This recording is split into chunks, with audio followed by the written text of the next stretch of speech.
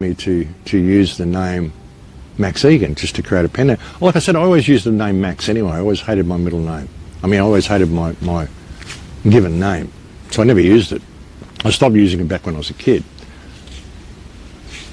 So it's weird how Spirit just concocted that for me to fly under the radar for so long until it was time for me to not fly under the radar, I guess. And now they've shut me down everywhere. Like everywhere, they've shut me down. But just for the record, I'm going to tell you my real name because it doesn't matter. It doesn't matter anymore. I mean, like I said, it was just this thing that Spirit guided me to do. And it's just a name anyway. But my actual given name is Richard. My middle name is Maxwell. My last name is Rowe. R-O-W-E. Richard Maxwell Rowe. That is my given name. But like I said, I've always used the name Max. I don't like the name Richard. King Richard, and I just, no. I never liked it when I was a kid, so I stopped using that years and years ago, and I don't answer to that name. But that's my real name, Richard Maxwell Rowe, folks. And I mean, I guess I'm Max Egan now, and I'll always be Max Egan. Same as Jordan Maxwell will always be Jordan Maxwell, I guess. That's not his name either, I don't think.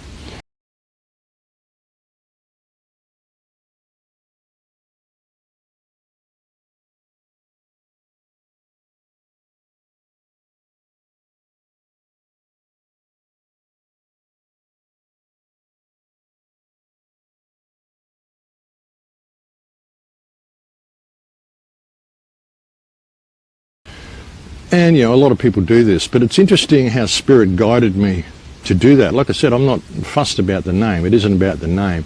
It became a bit of a game keeping it kind of hidden, you know.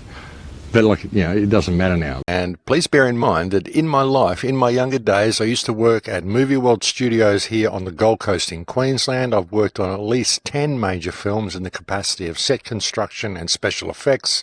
I worked on Pitch Black. I worked on Babe. I worked on Babe 2. I worked on Falling Down, Phantom, Thornbirds. I worked on 20,000 Leagues Under the Sea. I worked on Dark City. I worked on Escape from Absalom. I've worked on a lot of films in my younger days, and I've done a lot of special effects.